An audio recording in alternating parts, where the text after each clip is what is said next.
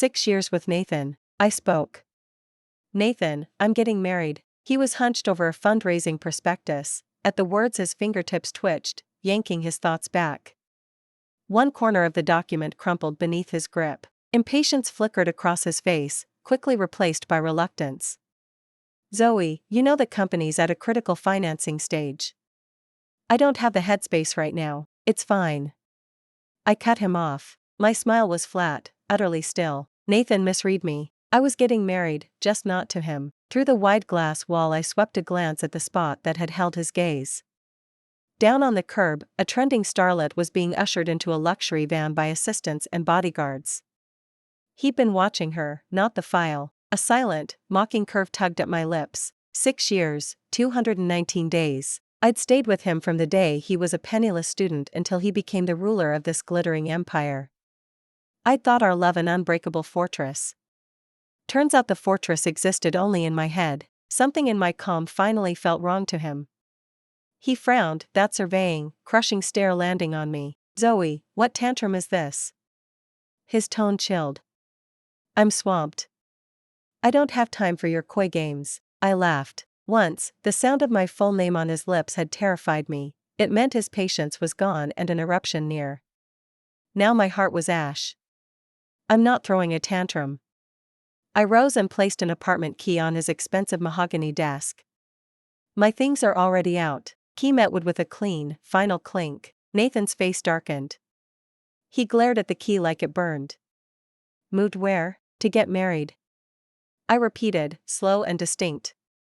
We file tomorrow. His pupils shrank, he lurched forward, palms slamming the desktop, pressure rolling over me like a wave. With who? Zoe, you've got 3 seconds, spell it out. I found it almost funny. In 6 years he'd never sounded this frantic. The night I ran a fever and waited below his office until dawn, he'd simply said, grow up. Nathan, it no longer concerns you. I turned toward the door. Stop, he roared, rawer than I'd ever heard. I didn't. Hand on the knob, I heard a violent crash behind me.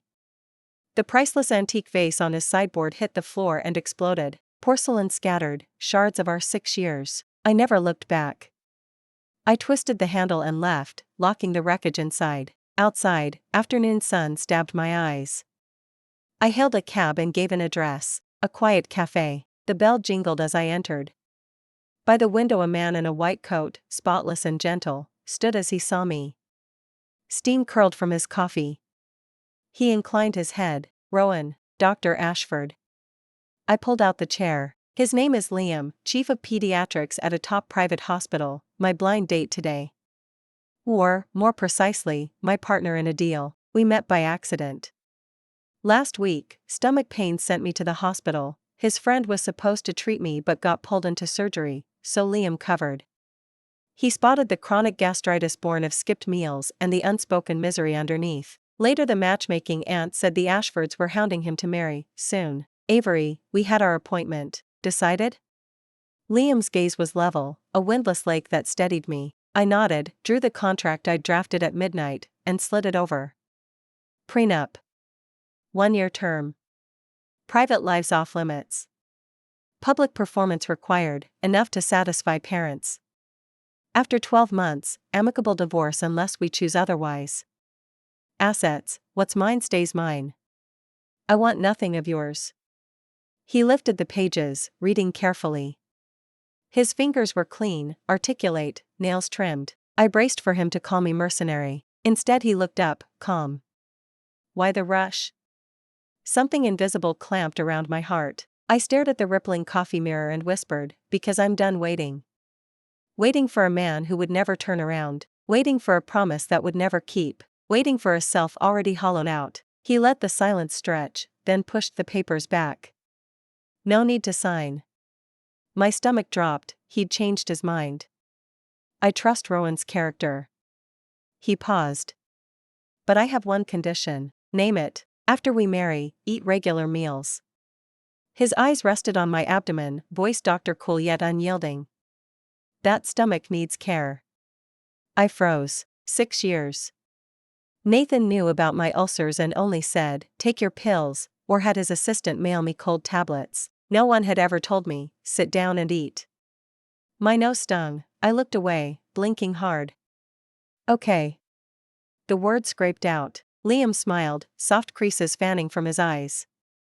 Settled. 9 tomorrow, City Hall? Okay. He shrugged into his coat. I've got a surgery this afternoon. See you, Dr. Ashford. At the threshold he glanced back. Congratulations on choosing right. Sunlight poured through the window and ringed him in gold. I clutched the chilled cup and felt something frozen inside me begin to thaw. 8:50 the next morning, I stepped out of the taxi in front of City Hall. Liam was already there, no white coat today, just a tailored casual suit that made him look taller, sharper. He carried a file bag in one hand and, in the other, a cup of hot soy milk and a paper sack. He walked up and handed them to me. You skipped breakfast. Tide yourself over. Inside the sack were 2 steamed pork buns. I wrapped my fingers around the warm soy milk, speechless. Nathan had policed my figure. In 6 years junk food was banned. Morgan, I murmured. Let's go. Liam led the way. The process was startlingly fast. Forms, photos, stamps. When the 2 red booklets landed in our hands I felt dizzy. Married, just like that? Outside, the sun was perfect. In the tiny photo we both wore measured smiles, like colleagues clocking in. So. I cleared my throat. Do I move into your place? According to the contract we had to play the loving couple. My loft is far from your art studio. You can stay put. For parents, though, we need 1 shared meal a week plus a few couple selfies. Okay, and take this. From the file bag he produced a debit card. Household expenses. PIN is 8/8. I waved it off. I have money. My illustrations for the top magazine paid more than enough. It's not a gift, he said gently, but with iron beneath. It's what a husband does. Think of it as operating budget for our project. Husband. Responsibility. The words skipped across the dead water of my heart like pebbles. Buzz. My phone vibrated, the screen flashing one name, Nathan. I frowned instinctively and hit decline. Liam's gaze settled on my phone, but he asked nothing. I still have a meeting this afternoon. Let me drive you home first. No need. I'll grab a cab myself. I didn't want to trouble him any further, yet he already had his phone out and opened a rideshare app. I've called one. It'll drop you right at your complex gate. His fingers flew across the screen. Next time you work late, don't hail a cab alone, it isn't safe. He looked up and added, as your husband, keeping you safe is part of the job. The car arrived in minutes. I slid into the back seat. Through the window I watched him wave, then turn and walk away, his silhouette shrinking, and my heart felt a messy tangle of flavors. In only 24 hours my world had flipped upside down. I had gone from Nathan's girlfriend to Liam's wife, and my brand new husband, though officially just a business partner, had already given me more respect and care than I'd tasted in 6 years. Back inside the 1-bedroom I'd just rented, cozy and bright, I placed the marriage certificate and the bank card together in a drawer and resolved to seal them away. This marriage was nothing but a transaction that served us both.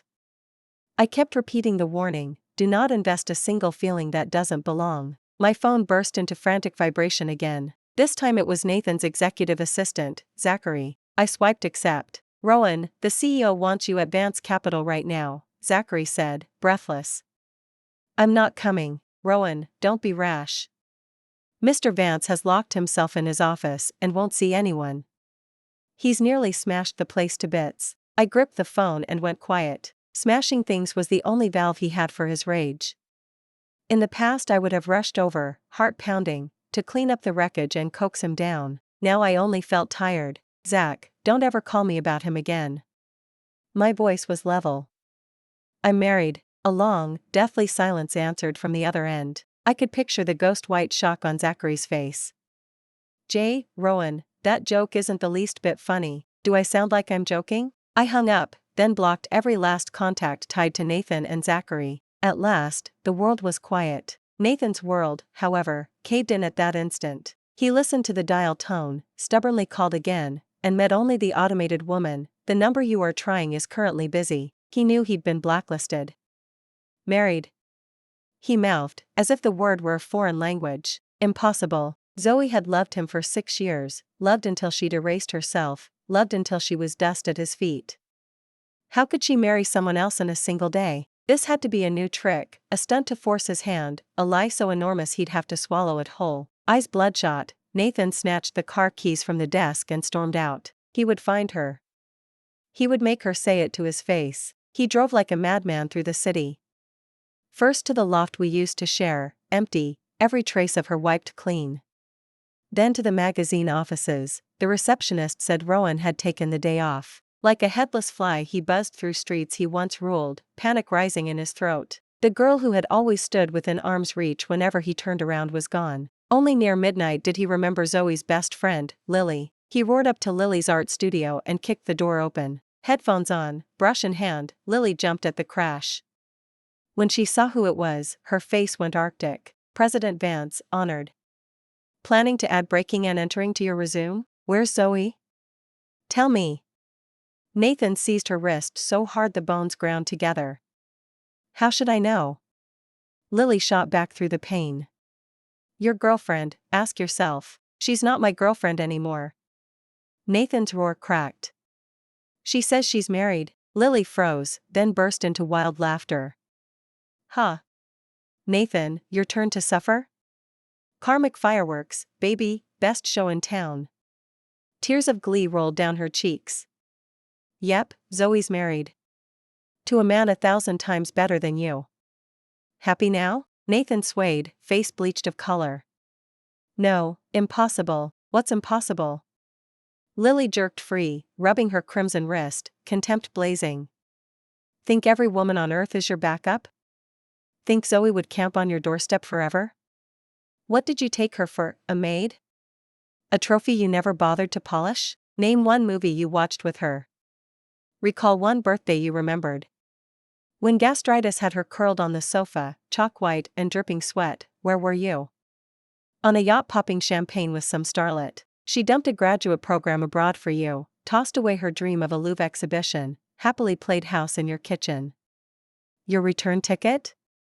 Endless neglect and tabloid scandals hot off the press. Each sentence was a poison blade, driving deep into Nathan's heart. All the moments he'd skipped, all the kindness he'd assumed was factory standard, surged over him like a flash flood. He remembered Zoe's starry eyes telling him her goal was a solo show at the Louvre. Her birthday, she'd cooked 10 dishes, waited from dusk to dark, then eaten the cold food alone. Her period, her body folded in cramps, when he'd carelessly tossed a strip of painkillers and disappeared into his study. So much debt.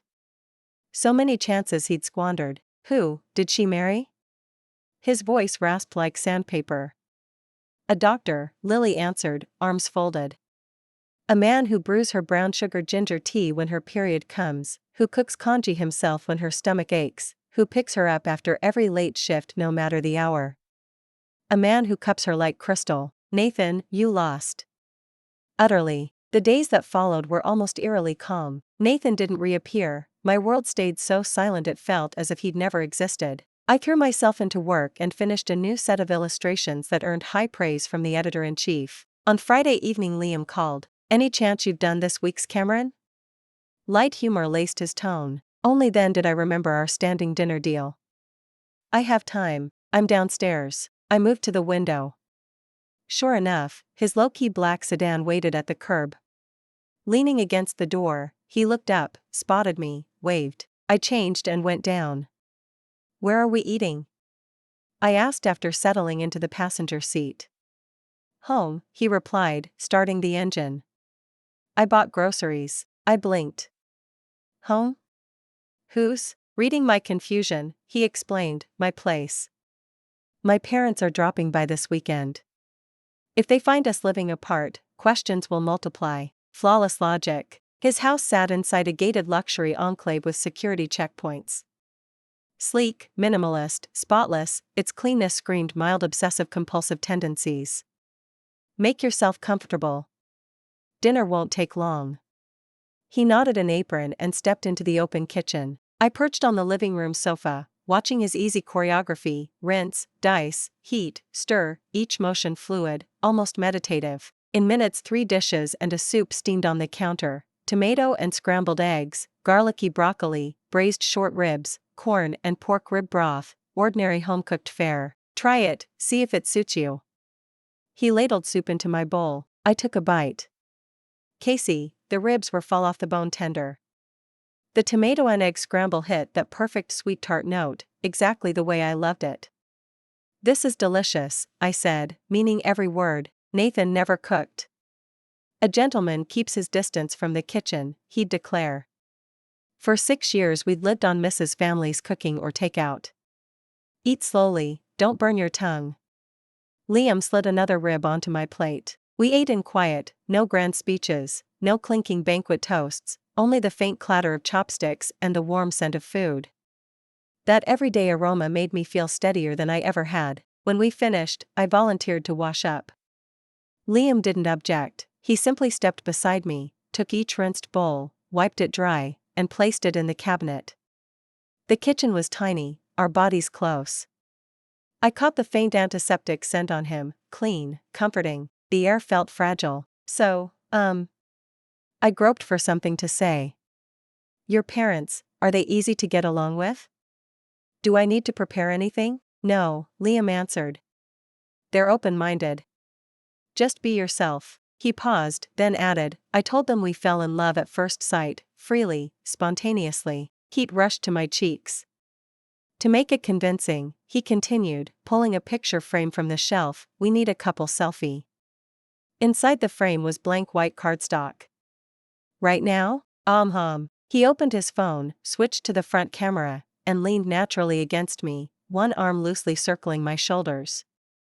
My body locked. It was our first real touch. I could feel the warmth of his palm through my thin sleeve. Smile, he murmured beside my ear, his breath brushing my helix and sending a tiny shiver down my neck. I tugged the corners of my mouth up, but the result probably looked closer to a hostage photo. Click. He studied the shot and frowned. Too fake. Suddenly he turned, eyes blazing. Zoe, he said, voice low and earnest, can we try? Try what? My heart skipped. Try turning this act into something real. Before the words settled, my phone rang, an unknown number. I stepped into the living room to answer. Hello? Zoe, it's me. Nathan's voice was so hoarse it was almost gone. Every drop of blood in my veins iced over. How did you get my number? My tone could have frozen glass. Zoe, just listen, panic and urgency crackled through the line. I was wrong, I was a bastard. I messed up, please come back. Whatever you want, name it, a wedding, the Vance name, just come home. Listening to this belated apology, I felt only bitterness. Where was all this when it mattered? Nathan, I'm already married. I cut him off, each word a guillotine. You're lying, he roared. You can't fall for someone in one day. You're punishing me, getting even. I don't owe you proof, I said flatly. Put him on. Let me ask who the hell he thinks he is, stealing my woman. Nathan, calm down. I am calm. 1 hour, Zoe, back to my side or I'll crush him and your whole family in Riverdale. A naked threat. This was Nathan the tyrant, used to bending the world to his will. My stomach sank. I knew him, if he said it, he'd do it. I could risk myself, but not Liam. I hung up, drew a slow breath, and turned. Liam stood a few paces away, gaze steady, he'd heard everything. I'm sorry. My voice cracked. I didn't expect him to act like this. I'll handle it alone, I won't let him touch you. I'd go beg Nathan if I had to, like I'd done countless times in those 6 years, trading my pride for peace. Alone? Liam's expression was unreadable. You mean crawl back and plead, like before? My lips parted, but no sound came. He stepped closer, thumb brushing away a tear I hadn't noticed. Look at me. I met his eyes. You're my wife now. Your fight is mine. Quiet words, immovable. If Nathan wants war, I'll take him on. I stared, stunned. You can't win against him, I whispered. The Vance roots in Riverdale twist too deep. A slow smile curved his mouth. We'll see. He tapped a contact and lifted the phone. Hey, uncle, he said casually. Do me a favor, Nathan. Keep him busy enough to leave my wife alone. He listened, chuckled. Right, my wife. Fresh off the altar, he slipped the phone back into his pocket and lifted a brow at me. Done. I felt like I was dreaming. Uncle? Someone who could bury Nathan in meetings. In Riverdale, only a handful of families wield that much clout, and only one bears the name Ashford, titans of medicine and tech even the Vances respect. You're one of those Ashfords? He gave a non-committal shrug.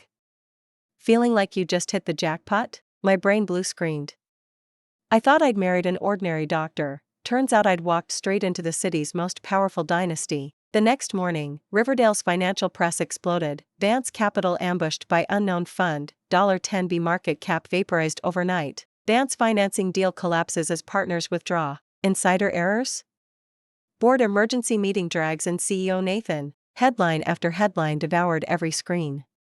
The mighty Vance empire swayed like a tree in a hurricane. Nathan sprinted from bank to investor, doors slamming in his face.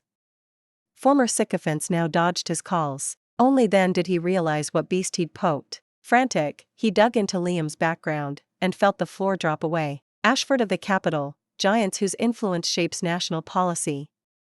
Liam, the youngest son, doted on by the old patriarch, designated heir if he ever quit medicine. Nathan slumped in his office chair, ice in his veins. He'd crowned himself king, yet to true royalty he wasn't even a footnote.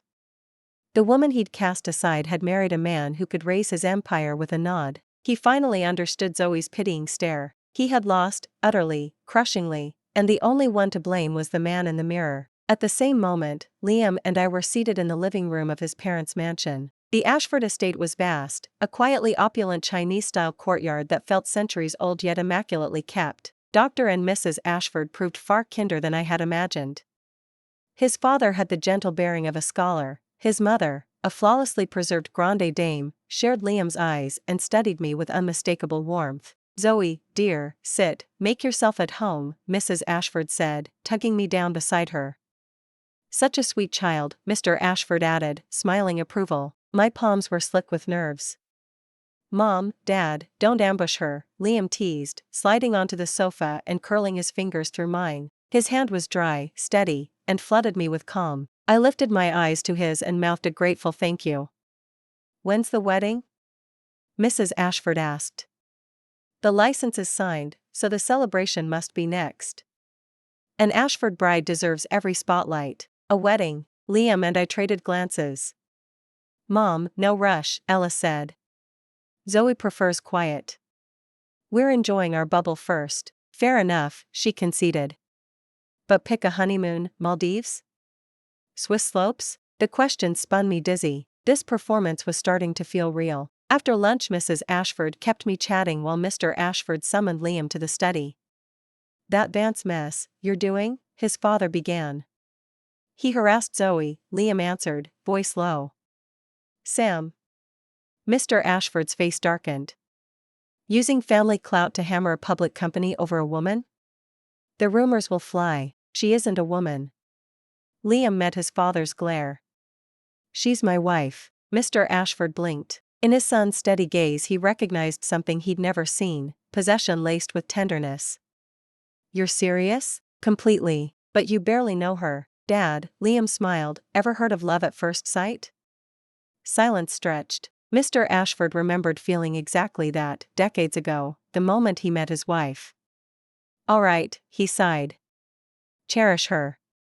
Ashford men don't walk away. I will. Liam stepped back into the sunlit living room and found Mrs. Ashford and me laughing. Light brushed my cheek, my smile felt easy. His own expression softened. Perhaps a marriage born of contract could rewrite its ending. We spent the whole weekend at the estate, and with every act for the parents our roles began to fuse. He'd slide the choicest morsel onto my plate, pass me water before I noticed my thirst, rest a protective hand under my elbow on the stairs. Each gesture flowed as if rehearsed for years. I discovered I liked having him near, maybe too much. Monday morning Liam dropped me at the magazine office. I'll pick you up tonight, he said as I unbuckled. Really, I can. Nathan's cornered, and cornered rats bite. His tone brooked no argument. I won't risk you. Okay. Inside, colleagues huddled over a phone, whispering. They froze when they saw me. Zoe, look. Xiaowen thrust the screen at me. A video topped the trending list, a glittering charity gala. Nathan, disheveled and red-eyed, shook off security and dropped to his knees before an elegant matron. "Mrs. Zhao.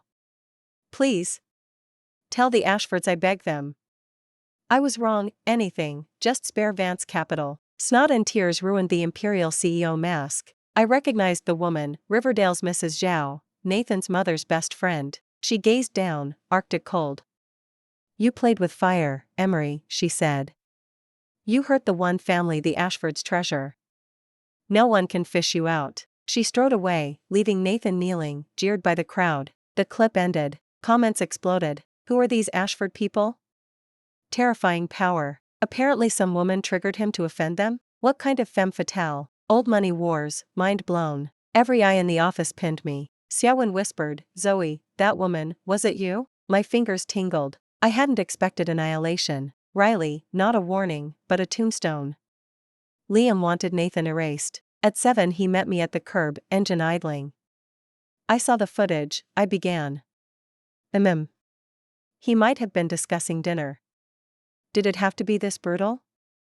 6 years with Nathan still echoed, seeing him shredded twisted my stomach. Liam pulled over and killed the ignition. Mercy to your enemy is cruelty to yourself. Today he crawls, tomorrow he stabs. I won't let my wife sleep with one eye open. His words hammered. I'm not only doing it for you, he added, half smiling. I'm possessive. What's mine stays safe, untouched. Silence rang. I studied his profile, my heart pounded. This man was erecting an unbreachable fortress around me. Liam, yeah? Morgan. He said nothing, just eased back into traffic, but I caught the tilt of a smile. Back at his loft I'd barely kicked off my shoes when the bell rang. Liam opened to Nathan, gaunt, stubbled, suit wrinkled. He startled at Liam, then spotted me and his eyes flamed crimson. "Zoe." Liam blocked the doorway. "Mr. Vance, business hours are over. I need Zoe."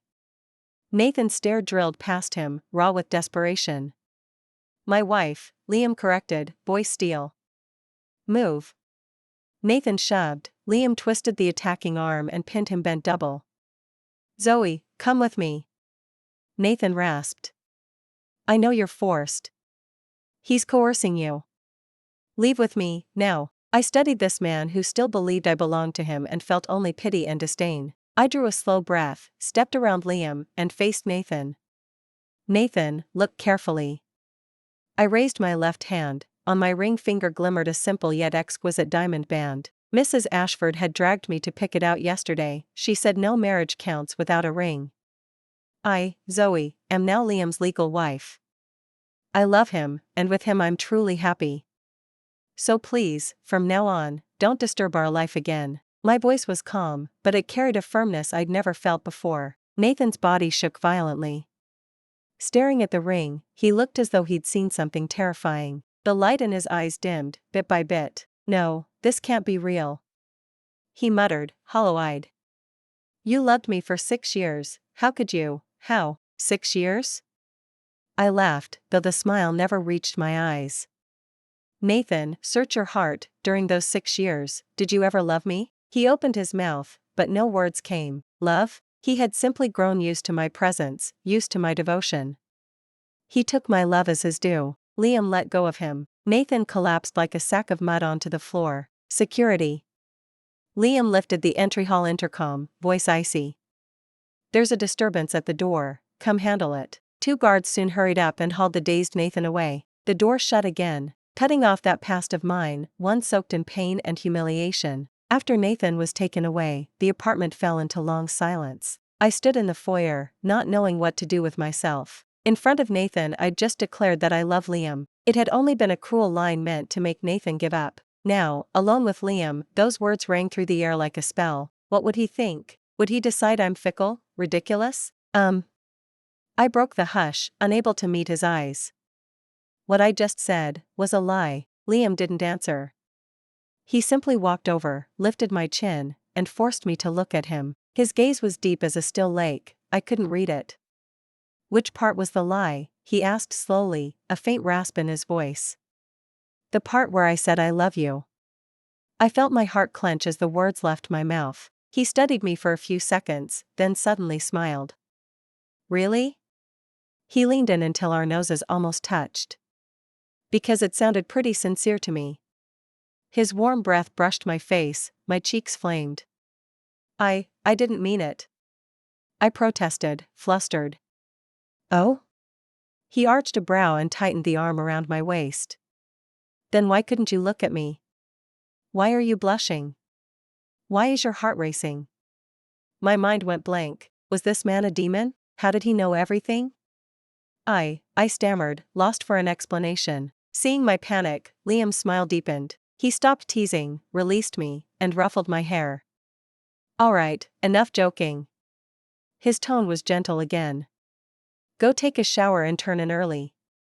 Don't you have a deadline tomorrow? I bolted for the bathroom like I'd been granted amnesty. Leaning against the cold door, I could hear my heartbeat thundering. I pressed my palms to my burning face. I'm done for. It seems I've really fallen into the trap this man built out of tenderness and care. A marriage that began as a contract has veered completely off course, and I jumped willingly. The next morning, Vance Capital officially filed for bankruptcy. Nathan was taken away by police for alleged multiple financial crimes. His era had ended. The news rocked Riverdale, but to me it felt like a stone finally settling to the bottom of a pond. Between him and me, everything was now finished. Life returned to quiet, yet everywhere was a newfound sweetness. Liam naturally began driving me to and from work. Together we'd shop for groceries and cook dinner at home. He remembered every preference: no cilantro, plenty of spice, allergic to mango. When I pulled all-nighters to finish illustrations, he prepared late-night snacks and warm milk, then sat beside me reading medical journals.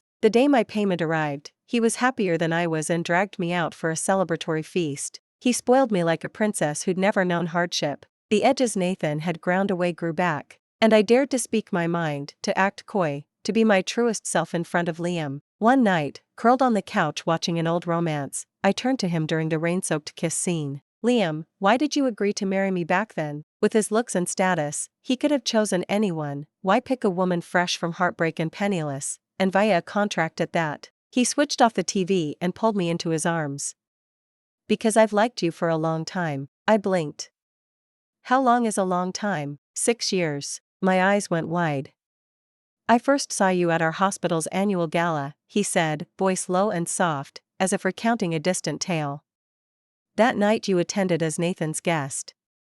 You sat quietly in a corner, watching him on stage, stars in your eyes. Afterward I ran into you several times, delivering documents he'd forgotten, being soaked while bringing him an umbrella, clasping a food thermos and waiting from dawn to dusk outside his building. Every time, your eyes held only him. I kept wondering what kind of man could make such a good girl love so humbly. So when Mrs. Ashford said she wanted to introduce us, I agreed without hesitation.